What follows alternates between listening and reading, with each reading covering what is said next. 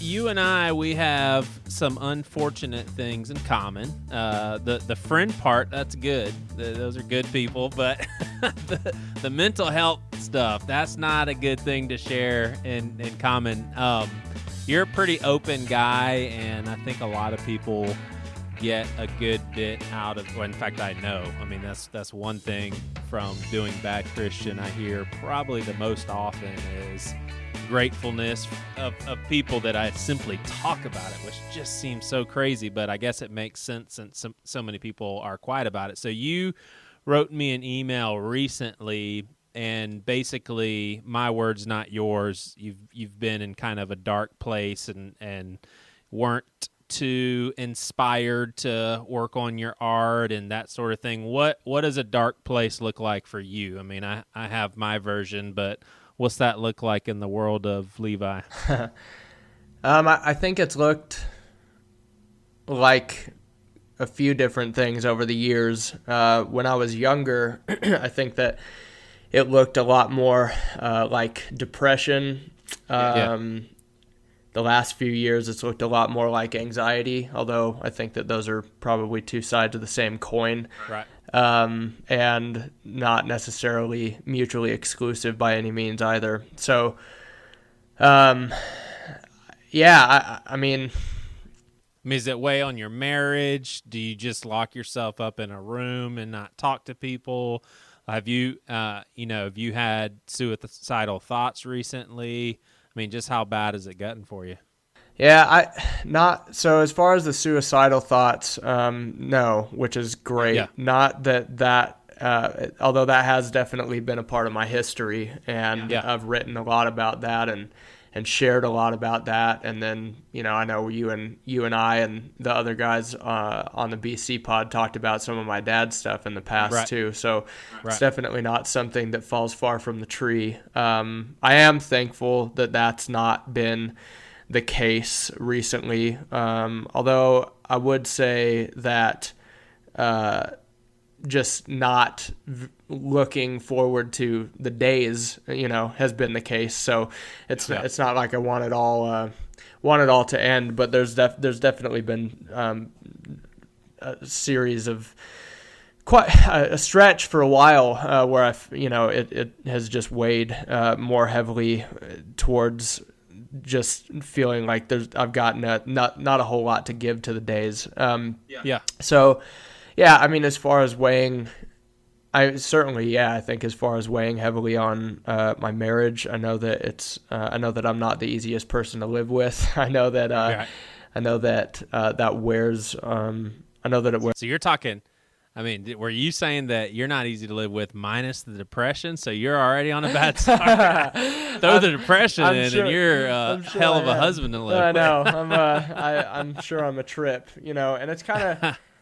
I joke around sometimes. I tell people, I'm like, man, like maybe I have depression just to keep me humble. I'm one charming, awesome guy, man. I mean, people think I'm funny. People like being around me. I mean, my wife just laughs at every joke. I'm sure she does. Yeah, I'm sure she thinks you're hilarious. If she's anything like my wife, I'm just trying to always get her to laugh. I think other people do laugh at me, but I just want Brandy to think I'm funny.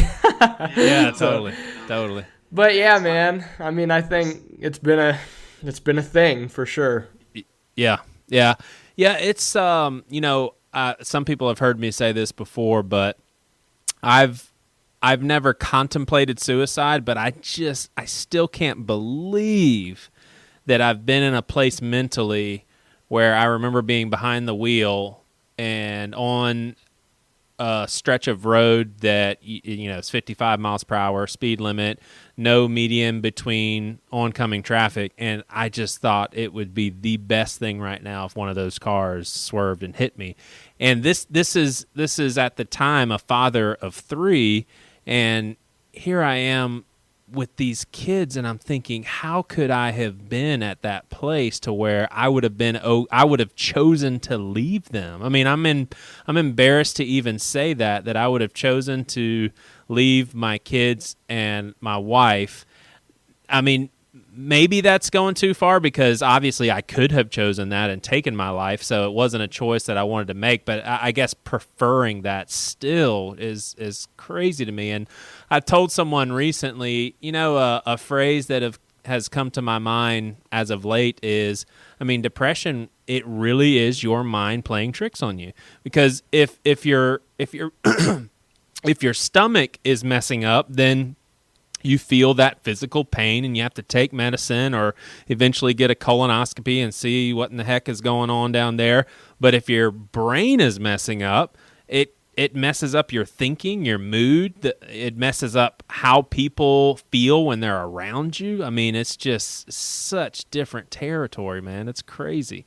So this email that you sent me recently, I had no idea that you were part of Mars Hill. Zero clue when you were writing me that stuff. I did not know. And that was a recent discovery as far as how little you've healed through all that. I don't even know your involvement or anything. So kind of walk me through that. Like, how long had you been going to Mars Hill? Were you in leadership there? Did you know Mark Driscoll? Like, when did you leave? How it's affected you? Give me the scoop, man. So I was a part of a church.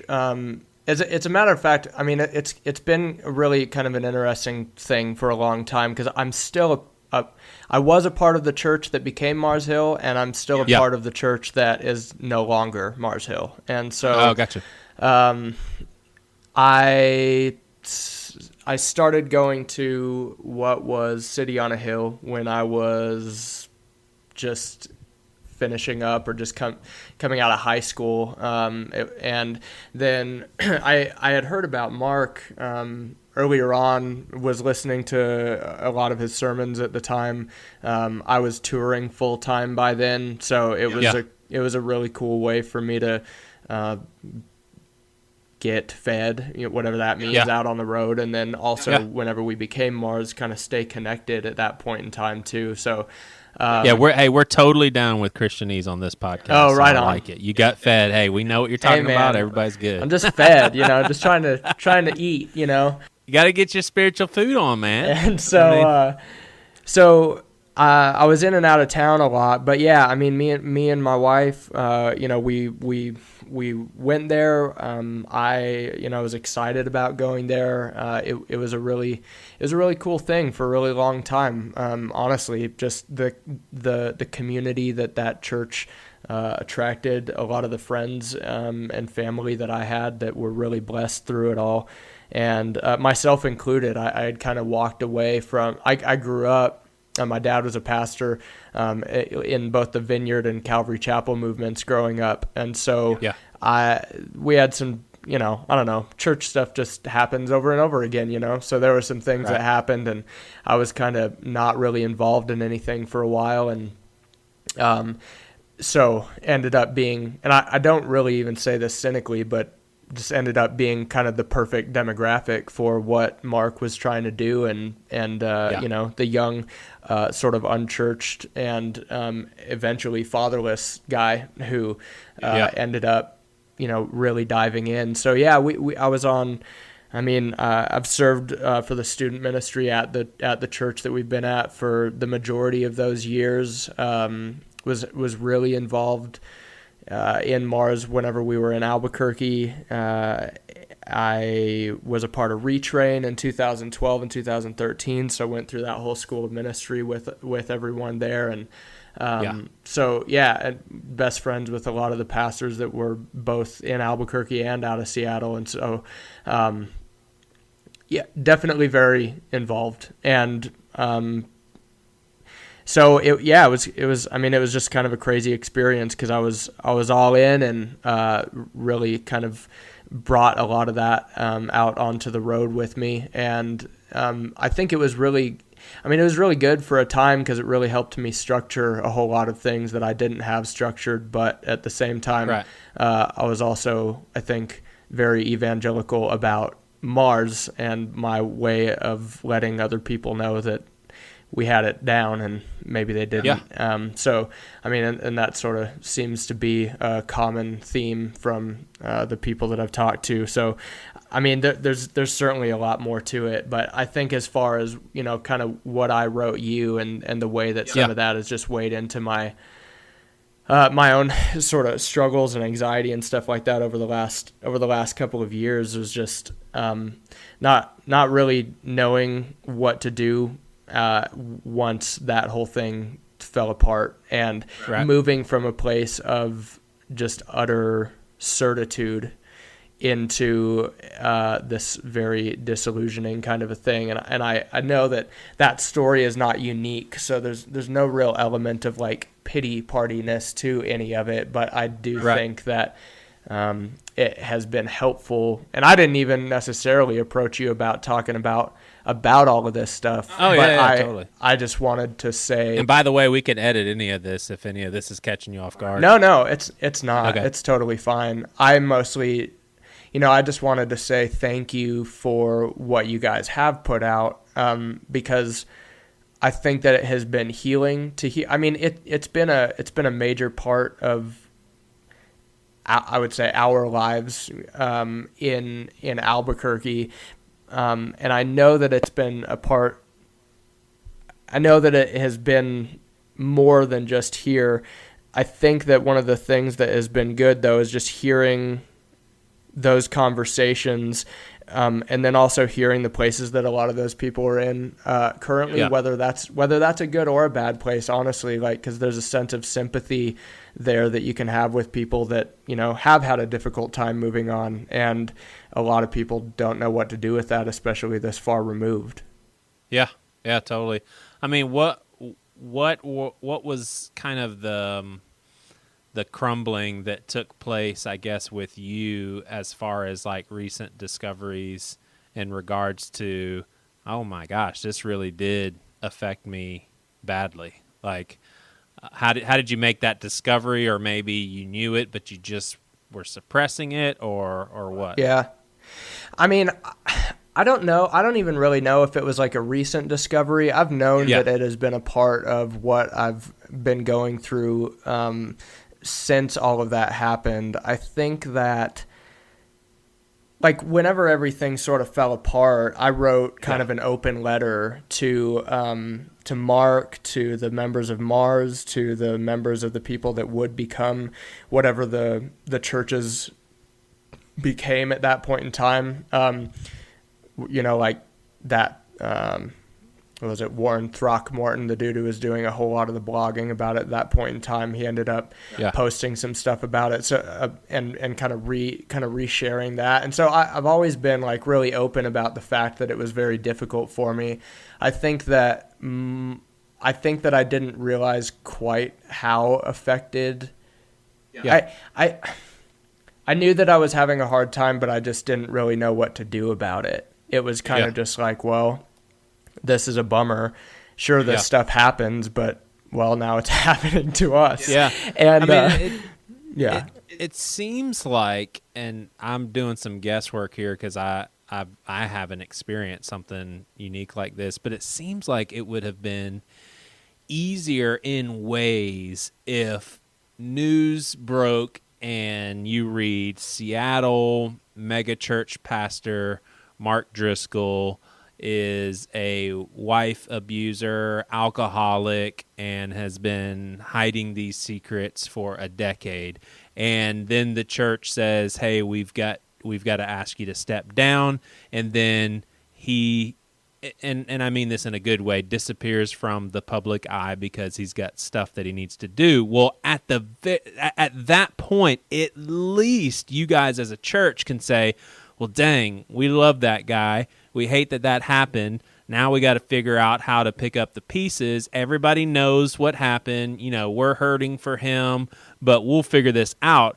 Instead, it's, hey, nobody's going to come right out and say Driscoll has these problems, because if you're on the outside, you can't really put your finger on something specific unless, you want to get at the whole New York best-selling list sort of thing that he manipulated. But that's something that he came out and admitted. So instead, you guys are put in a position to where it's like, no, wait a second, this was really bad. He created a culture, and we helped with this culture, but still, we're all at fault. Now he's left, the church is crumbling, and he's the only one that gets to speak. Like, we asked him to make amends. We asked him to repent. We asked him to make things right. He refused to, and now he's just going to move on and speak for all of us? I mean, that's got to just feel so crazy for you guys. Yeah. I mean, certainly. I mean, your speculation is pretty spot on. I think that it was. I feel like I mean, it just sort of, it messed with the way I had a framework, and a very specific one for the way that I was supposed to be relating to him, to the leaders, to the world, to my wife, to whatever. And then whenever that all happened, it was just sort of like, well, this is sort of the opposite of everything that I have always known. And that's fine. We're sinful people. Oh, it's not fine, but it's like we're sinful people, and there's certainly grace for that kind of a thing. But it was difficult to just be like, well, what the heck? Like, one of the hardest parts was that everybody was sort of just allowed to take sides for so long, and then everything ended up being what it was, and you were just like, I think really what it ended up doing by the end was just reveal my own naivety, in a lot of things, because there were so many. I mean, and I don't know. I mean, I think that I can take up offenses for people or come to people's defense when I don't have to. But I just know that there were so many times going through all of that, reading everything, hearing all these accusations. I mean, I straight up wrote Throckmorton with that piece at the end, and then also told him, "Hey, man, sorry, I hated you." You know what I mean? Like, it was just these straight up things where it was like, well, this was what was said, but I'm a member of this place. I've seen growth here. I've seen fruit here. Right. I've seen change here. So I'm going to write about how this stuff is not true. And then you find out, well, actually, all of this stuff is true. And so it really did just kind of put me at least in a place of, okay, I'm not really sure what I'm talking about, but then I also slowly started to kind of get to this place of like sort of spiraling out a little bit. And that was, I remember having a conversation with my mom at one point in time where I was trying to explain to her that I was just having the hardest time, like, discerning if I ever had any discernment, and then also trying to figure out, like, what do you do from here? Like, what's right and what's wrong? Like, there was literally a pragmatic way to work out our theology in everything, at least as far as I knew it. So now that this whole thing is sort of fallen to pieces, am I allowed to think differently about something now? Like, what sort of condemnation? I remember a friend of mine kind of explained it in a way that was helpful for me, and she just talked about, like, growing up in the world that she grew up in. Like, you have Jesus, but then everything else is sort of handed to you as a part of that package. So here's Jesus, he saves your life, but here's the way that you're supposed to relate to everything else because of that, because this is the way that we do things. So then at that point in time, even if secondary issues start falling out that aren't actually relevant to what salvation is or whatever, it can start to feel like the whole, like, one piece of the package falls apart. It feels like the whole thing fell apart. So I would literally be, afraid of thinking differently on anything for the sake of, well, then what does it say about Jesus? And what does it say about my salvation? And what, and it was just, it was a weird place to go to. I remember talking to my mom about it, and she asked me if I had ever heard of this thing called the shepherding movement, which happened like kind of in the 70s. It was like a pyramidal structured scheme that was really popular in the charismatic movement. I hadn't. I started reading this book about it, and it was like, scary, the kind of similarities that I felt like I had that could probably only be described as a sort of PTSD kind of a thing. And I know that that's something that is thrown around a lot, but maybe for good reason, you know? Yeah. It was just really kind of crazy to go from extreme certitude and calling that faith to go into something that's a whole lot more, at least what I'm seeing now, is something like a trust fall. And I don't really think it's blind. I think that more recently the Lord has been kind in showing me that he's still here and that he still loves me, but I didn't know that for myself for a long time. I was able to extend that to other people really easily, but I really kind of just hated myself, you know, through a lot of that. Yeah, totally. Yeah, I mean, I catch myself saying the same thing. Like, I know people toss these words around and everything, but you know what? It's the reality that you and I live in, and that is there are people that are medicated that probably shouldn't be. And, hey, you know what? I'm open to people saying, hey, you know what? Have you tried this or tried that? But bottom line is there are some people with PTSD. There are people with depression. And, you know, just, I don't know. For me personally, I guess I've learned to let my guard down, so to speak, and just be okay with people disagreeing and almost even being open to that. But yeah, that's helpful. I'm learning how to do that. I think more and more I'm learning to be, I think, a little bit more gentle with myself. And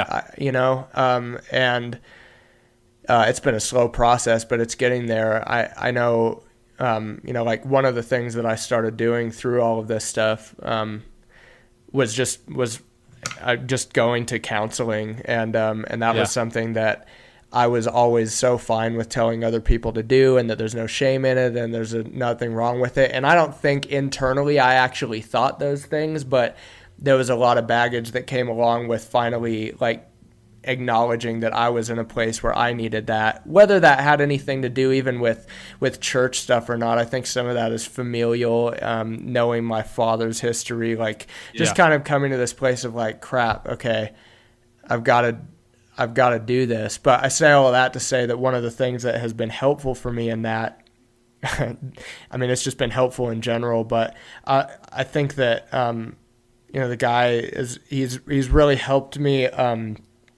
He's really like given legitimacy to my own story, which is maybe what you're saying. And so I'm so analytical. I can say something and then I play and just constantly play devil's advocate with myself about whether or not it's a good thing that I've said or not. But I do think that I've been incredibly thankful for just being able to hear, hey, like, you're constantly telling other people that it's fine. Like, let me tell you that it's fine. Just be where you are. And, I'm thankful for that.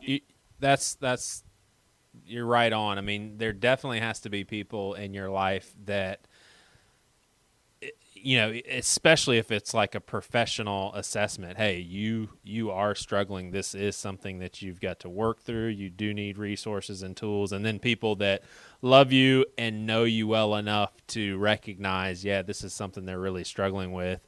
I think the people that have the skepticism, if we, and I think I'm preaching to the choir here, but this is really for other people that struggle with mental illness.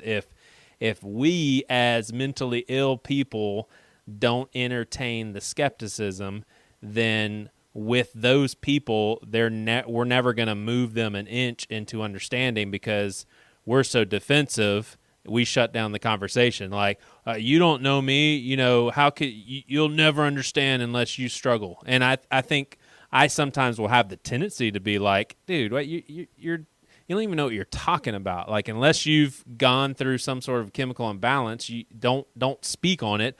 But then that does nothing helpful in widening the understanding and bringing more understanding to the illness and that sort of thing.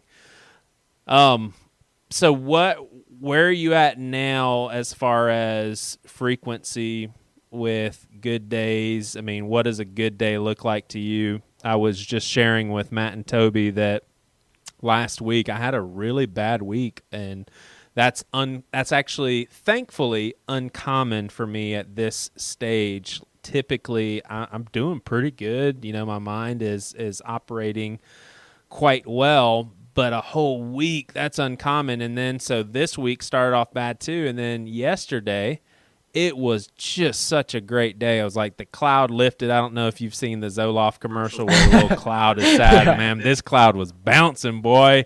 He had his headphones in, and I mean, it was just such a great day. And I was thinking, okay, this is cool. Turned a corner, getting out of this darkness.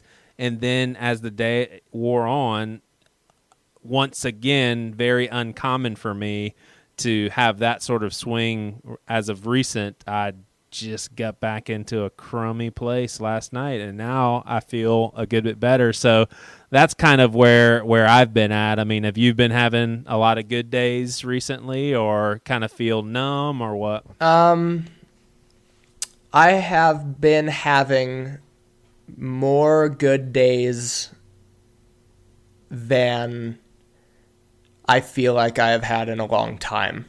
Yeah.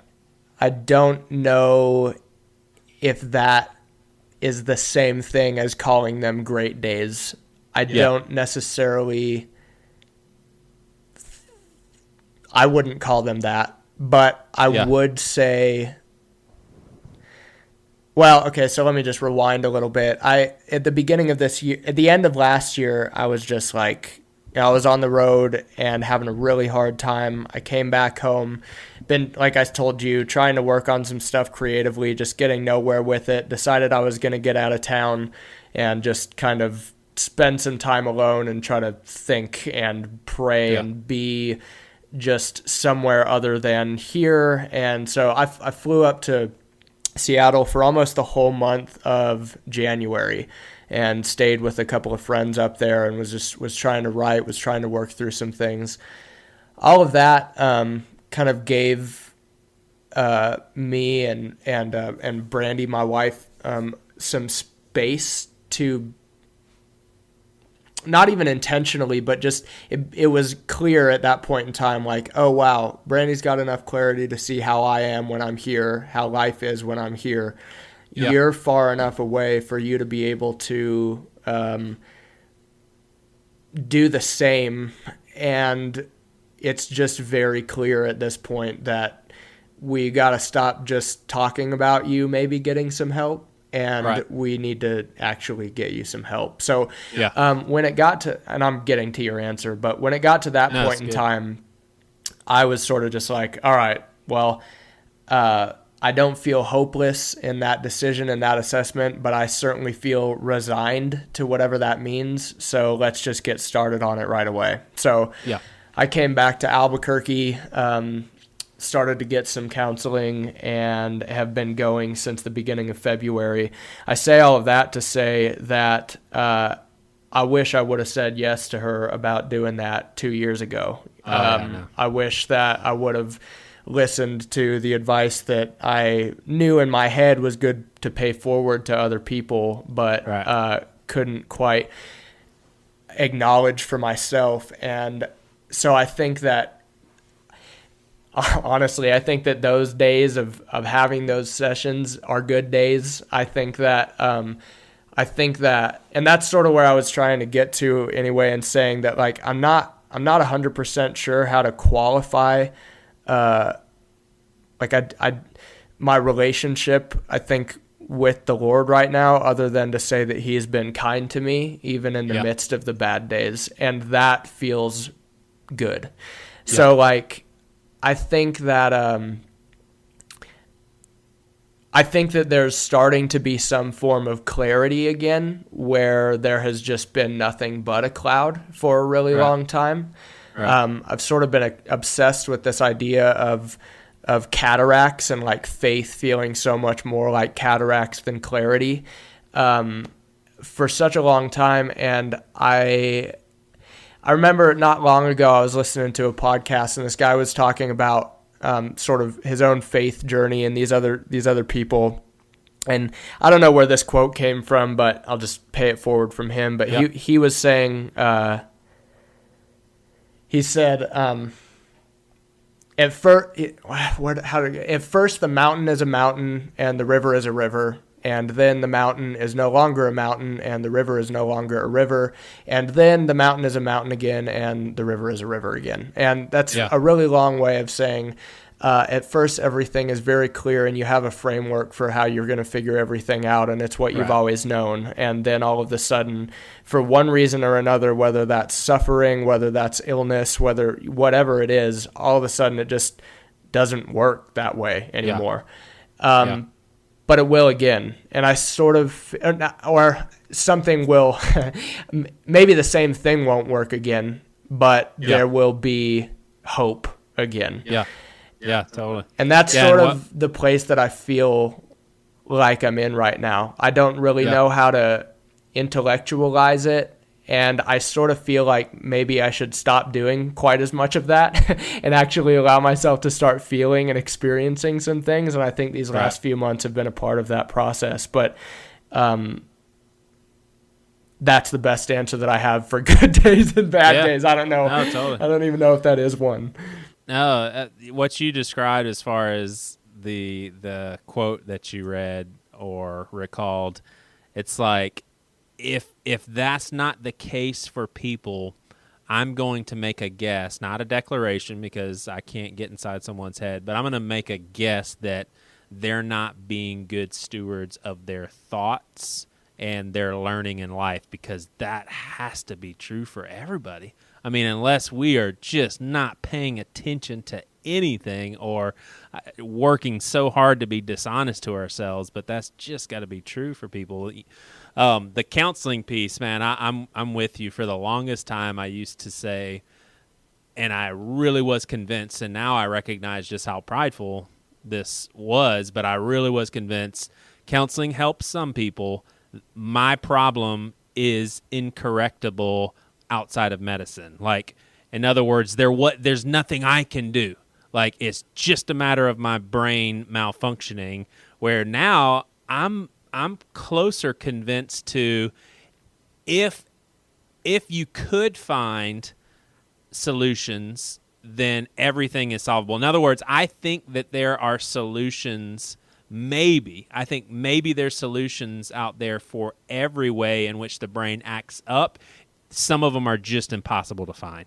So, but I could be wrong there, because medicine sure as heck helps me out a lot. But I'm thinking, in theory, if right when I started to have weird chemical reactions in my head to certain things, if I would have known the solution right away, maybe I could have prevented all of this. I don't know. It's interesting. I have no idea. It is. So Well, I was just going to say, and there's definitely, I mean, it just resonated with what you said as far as pride goes. And I certainly never would have called it that, but pride never does, right? So it was just like, you know, and I think about that. I mean, one of the things that I have, I mean, I'm learning to understand myself a little bit better too. And I think that pride piece goes back, I think anyway, to a lot, you know, like I can hold on to so many things. So whether it's in relation to this or whether it's in relation to even the church stuff, like I remember, well, I was listening to your interview with Zach earlier on, and he was talking about like you can only play a scapegoat on a lot of things for so long. Right. And that's, you know, that resonated with me, not because I don't think that there are such things as true victims, because I do, and I have a hard time going in the full direction of complicity through all of that stuff, because I just simply didn't know.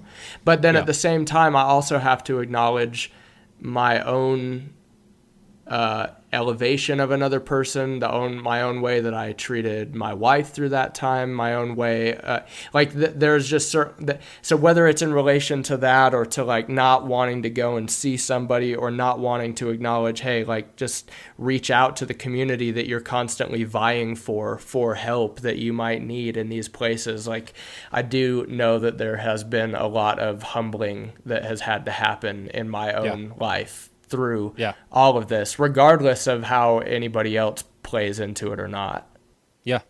Yeah, that's good stuff, man.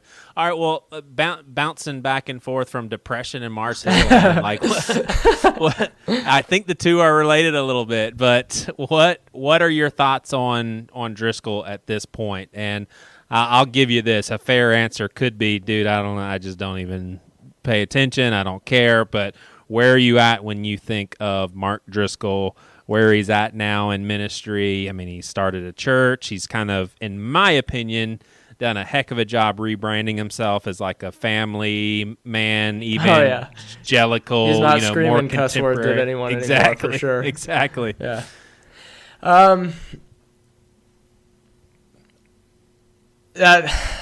I'm not 100% sure what I think. Well, I am 100% sure that I wouldn't go to his church and wouldn't encourage anyone else to. But so in saying I'm not 100% sure what I think, I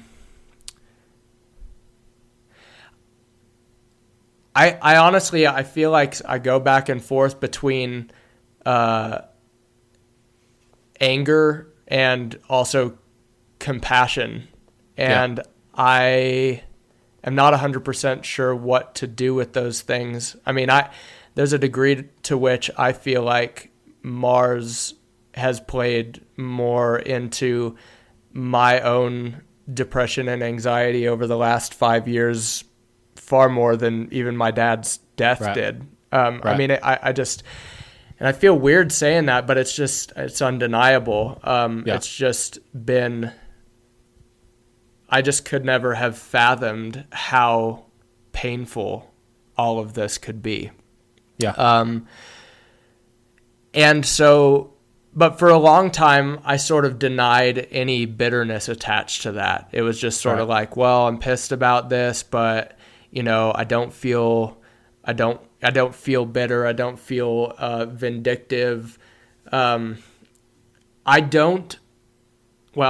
just not, I don't know whether I still feel that way or not. I mean, I denied that I did for so long, but then it was very apparent that wasn't the case. And so I do think, though, that the Lord has helped me work through a lot of that and softened my heart, but I still think that it's a part of the process of moving forward. I don't think all of that's done necessarily. I always love the questions when people are like, what would you do, if he just showed up at Starbucks with you one time? Like, would you punch him in the face, or would you give him a big old hug, or what the heck would you do? It's like, man, I don't know. Like, I long for reconciliation. And I don't know. I mean, there's been so many relationships strained through this whole ordeal. And even though I believe that reconciliation will happen at some point in time, because for some reason I have the faith that it will, I don't know that it'll happen on this side of death. And that's painful because I want it to. Like, I want those things, and not just for the sake of my own healing or the people that are close to me that are really like wrestling through a lot of the same stuff too. But I long for that for Mark too. Like I never knew him personally, and I can't speak on his behalf really. But I just come to places where I think, man, like, stuff has got to really just suck for you too. Like, it can't just be great inside of your head all the time. And so I don't know. Totally. That's painful, you know? Well, I'm gonna give you this as a freebie. You don't need to pay me or anything, but you need to do a spoken word on if I met Driscoll at Starbucks. You can like call it MD at SB. There you go. Well, that'd be awesome. I mean, I'm certainly trying to write about some of this stuff because I feel like my processing actually happens in somewhat of a constructive way there. And so I am trying to write some stuff, you know, and we'll see what ends up coming of it. But I think it'll happen, you know. Yeah, awesome. Yeah. Well, let's see. People can remind people where they can go. It's basically just levithepoet.net, right? It is. That's true. Awesome. Yeah. Awesome. Yeah. Well, it is good catching up, my man. Man, thanks so much. What's your latest projects? I'm leaving for tour next week. I've got 3 weeks out on the road, and we're trying to make some Europe stuff happen in the fall this year. So we're kind of in the middle of that. And I've been writing, like I said, or trying to write. Finally feel like you know, another cool part of actually taking some time to get healthy myself has also led to feeling a little bit more productive in those areas and clear-headed, and like I said, just feeling a little bit better there. So that's been cool, and hopefully have a new record out this year too. So it's been a longer process than I would have liked for it to have been, but it's still something I'm working toward and trying to be here for Brandy and for the people that are around, and just be a little bit more present than absent for once. So that's all part of it. Are you the most popular spoken word Christian artist? I don't think so. I do not think so. I mean, after all, I listened to your interview with Bradley. Surely he's going to blow up with that record happening, huh? So I'm just kidding. He and I give each other crap all the time, so it's good. Awesome. Well, Levi the Poet, folks. Man, hey, thanks, Joey. Cool.